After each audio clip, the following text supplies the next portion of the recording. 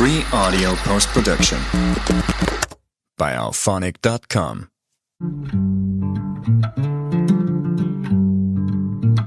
Welcome to Take It from the Ironwoman. My name is Susanne Müller, your host and the Ironwoman. This podcast is about empowering yourself and others to make real changes in the world. You will hear from everyday, smart, sophisticated, hip people like you and me. Not everybody has to be an Ironwoman to impress the world. Together, we will learn from the sports and business leaders how you can become a more successful person as an entrepreneur or a leader. It's one step at a time, one day at a time. Take your steps now. Take your big steps now. Join me on this journey to success. Take it from the Ironwoman. We only have special guests, and today we have the honor to go to Berlin to Ranga. Ranga and I met probably 10 years ago when we went to the program Team Up. It's a mindfulness training, and we still are in contact. We had the opportunity to meet a few times in Europe. Ranga is originally from Singapore, but now in Berlin. Give us a little insight, Ranga. Where are you today? And then we'll take it from there. Thank you, Susanne. Actually, we met because Susanne was my mindfulness coach in the Team Up program. That's how I got, I would say, further into practicing mindfulness and also being a facilitator for others in mindfulness. I am a social worker by training. I come from Singapore, and where I was deputy executive director, or one of the leaders in the management team of charity there, which was quite forward-thinking. Very forward-thinking, I must say. And I got to do a lot of community development work and really working with the lower income communities there, children and young people, amazing teammates. Felt like that was what my life was going to be. But life has its own plans. And I find myself now in Berlin. That too came through networks that I have.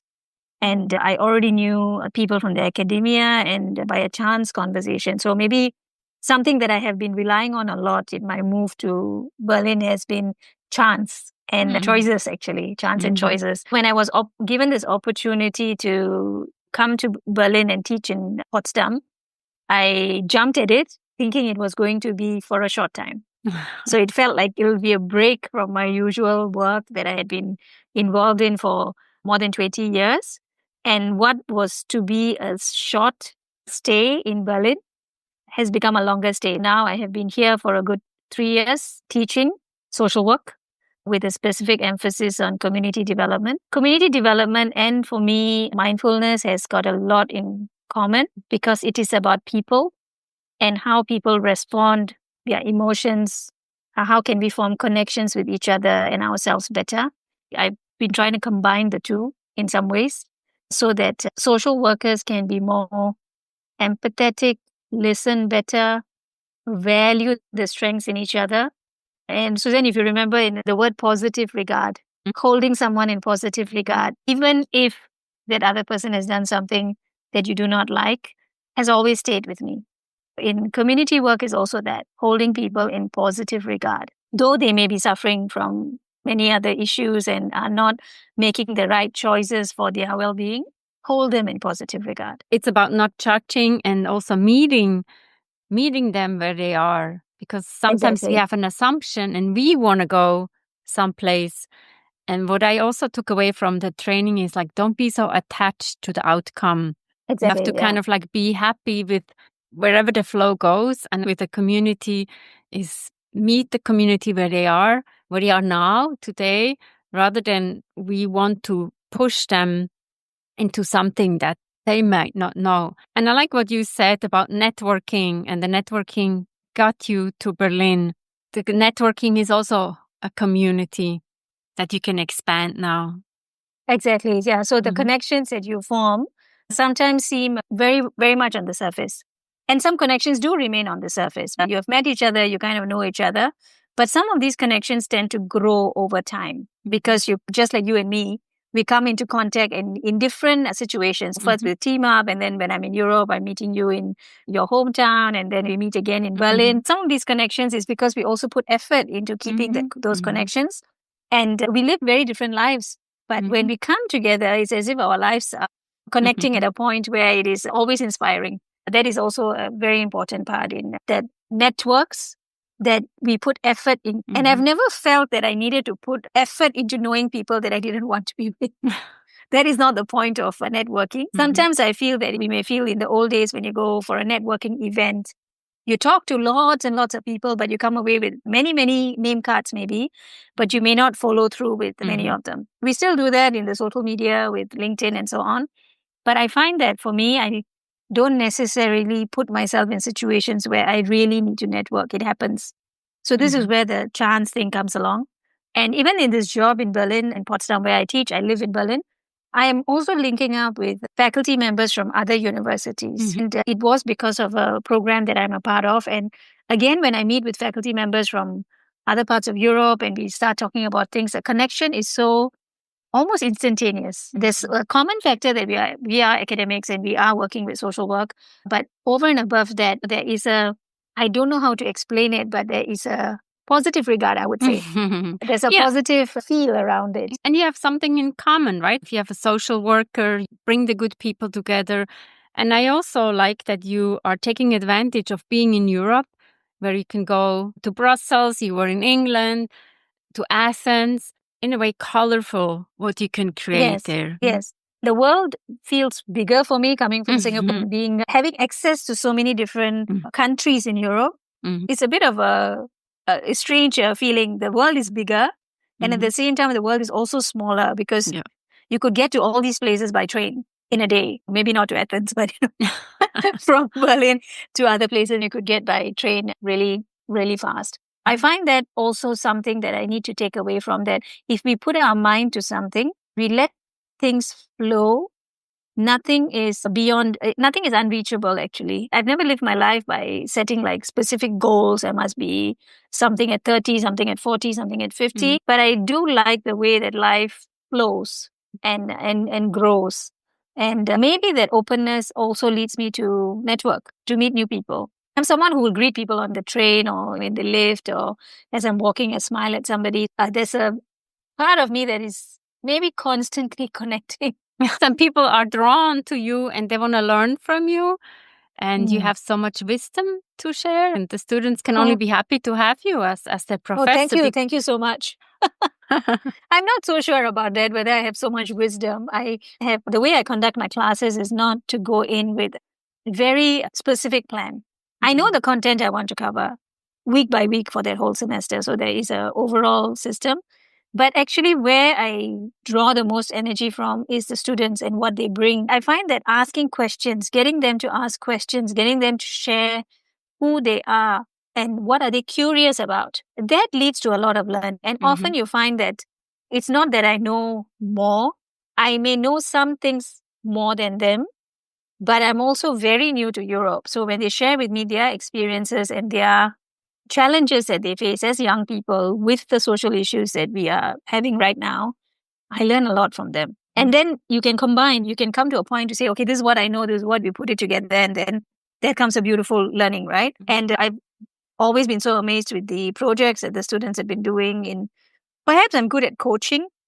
I'm good at coaching them to think bigger around or think wider around the issues that they bring to the table from a community perspective, from their own knowledge of who they are. And then it grows. I sometimes feel that I'm working with Play-Doh. But it grows organically. When I'm listening to you, it's like you have a plan, but then you add the Play-Doh and then all of a sudden a beautiful sculpture is coming out that you have not anticipated. Yeah, true. I wish I had that same view about myself as an individual, what you just shared. There's still a lot of doubt about myself. I was thinking to myself, what is so special about me? I got the opportunities in life that I got. I don't know why, but I got them. And I'm here. And I was thinking, is there really something so different or special about me that I to crow about? And I don't think so. I just feel that I am living life the best way I know how and taking things as they come. In my 20s or even 30s, some of my friends had very clear plans. And I always used to think that I don't have a plan. I'm just doing what I love and I'm just going with it. But now I'm glad. In my 50s, I feel that, if I had had such a strict plan, maybe I would have been disappointed. Maybe I would have reached it and then been bored because I've already reached it. So going with the flow, looking at myself as not lacking in some way, which I did when I first arrived. I don't know whether many people go through it, but I did have this, what is that syndrome? That imposter syndrome. Like I am trained in social work. I know community development, but am I really somebody who can teach it? I have enough experience teaching actually, and it just came together. Yeah. And overcoming the imposter syndrome did take a while. That's not how I see you through the team up training that we went together. I always felt like you had some wisdom to give to others and you were a good listener and you like to contribute. People want to hear what you have to say. So it's kind of like the teacher in you, but also the way you make the connections and you can empathize with others.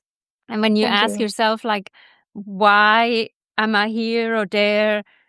I think you create it subconscious way. You don't have a plan, but if there is an opportunity, like you said, you were in Brussels and the next day you were in Antwerp, you say yes to the opportunities rather than to overthink it. And you're like, all right, let's have a look. What else has life in front of me?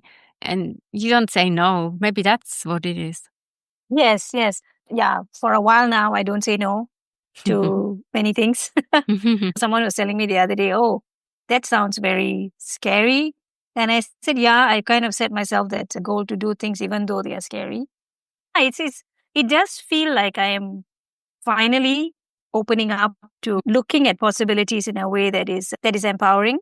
Then I ask myself, do I need to be special? We're all humans leading human lives. It is not necessary to do something big and noticed by the whole world. We are all creating miracles in our own way, in our own lives. Through the connections, we are also making miracles with the people that we meet. And sometimes you may say something or do something that you think is small, but is actually created a great impact for the other person and vice versa. These are some of the things that I have been thinking about. I'm constantly starting something and not finishing it. And I can either look at it as a fault or I can look at it and say, I tried so many things. And so it's really how the narrative I want to create about myself, which is something I'm learning. There are certain things that I do not compromise on for sure. So if I'm practicing mindfulness and I say that I want to meditate, I have a timer and I do the meditation almost always. Again, it's almost always. So there are exceptions. I will not do it. If I've not done it, the first thing when I get up, then I'm sure that I'm sitting silently somewhere, even if it's on the train or somewhere. So there's certain things I don't give up on. But there are other things that I may start and then stop. Maybe it's not necessary and it's not relevant for the time. Or sometimes we also, I call it daydream, and you're like, oh, maybe that might be something. And then you're like, nah, it's not necessary at this time. But at least you, I don't know, made space for it. Yeah. And you might come back at a certain time. Yeah. Yes. All of us are humans living human lives is something that I have become happy with. Instead of thinking that I need to be achieving things. Everything is everything that I do in a day, I reflect on them and I say, that was good. That moment was nice. That interaction was good. So something like that. And counting my blessings. There has been some challenges as well when you move to a new country of like meeting people, leaving your friends behind and forming new friends here. Even the place I live in was very different from the place I'm used to. But these are, I feel, things that will also grow. I will find my networks. I will find my comfort spaces. I will find my place among my colleagues or in the work that I do. So those things will also come. But there have been challenges. And traversing them. I think the biggest, I would say, challenge or thought that goes through my mind right now is, how do I age well? That is a thought that is going through my mind. Instead of kind of blaming my body if something doesn't work. I've had a bad shoulder for now a few months and I'm getting some physiotherapy for it, but I always tell my shoulder, oh, it's okay. I'm taking care of you. You've been with me for a long time. Yes. Thank you. Yeah. Thank you and for your you will services. be with me. Yes. You've carried a lot. And so accepting aging. And the other day I saw a very interesting podcast. I can't remember who it was. And she was saying that age is, of course, when you say age, it's just a number. And right after that, you can't walk well or something. And you say, our age is not just a number. But she said that she has stopped thinking about age. She's 76 or something. She's still teaching. She teaches this course on life. How do you live your best throughout your life. These are things that also come up, right? Because I don't know, unless Google is tapping into my brain, I don't know how this podcast came up in my feed. But it was very interesting, and I watched it and I shared it on my Insta story, because it was very, very interesting to suddenly hear this when I'm thinking about my painful shoulder, connecting it to getting old, and getting old and losing mobility. It's really a slippery slope when you begin to, I think, overthink on some things that are not working.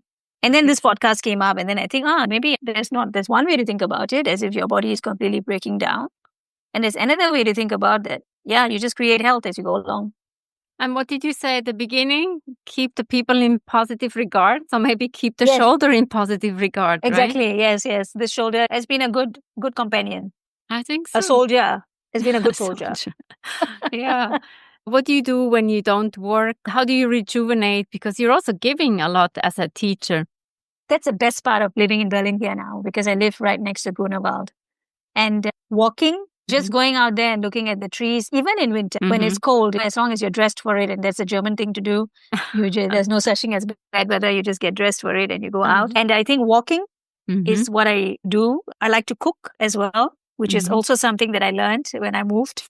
I wasn't cooking very much in Singapore, but now I must say I'm quite a good cook. And I can cook for a group of maybe 5 or 6 people as well. So from not having any such skill 3 years ago to having the skill now is also something that where did that come from? In my free time, I like to cook, really like plan a meal. I like to walk. And I've been reading a lot of books, paper books, literally having it in my hand, because for a while I wasn't buying books and I was just reading them on my Kindle. But now I want to read books. That's what I do. And I discover new places and get a feel of those places. This is some place I want to come back to. What are the vibes about this place? Because there's so many new places I can go to here. Yeah. Keep on wandering and traveling, and hopefully we can connect many more times with our group that we have created 10 years ago. So thank you for giving us some insights on what you're doing now, where you're today. Yes, definitely, Susanne. Thank you so much. Thank you. What are you taking away from this lovely conversation? Take it from the Ironwoman. We have episodes every Monday. Come and join us, learn with others, grow with others, travel with others. And also Take It from the Ironwoman is the book Global Business Coaching with Sports Parallels. Download it or get it in your local bookstore. And also like and subscribe to this podcast on the platform where you're listening to this podcast. Thank you so much for your support. We'll see you next time. Bye-bye.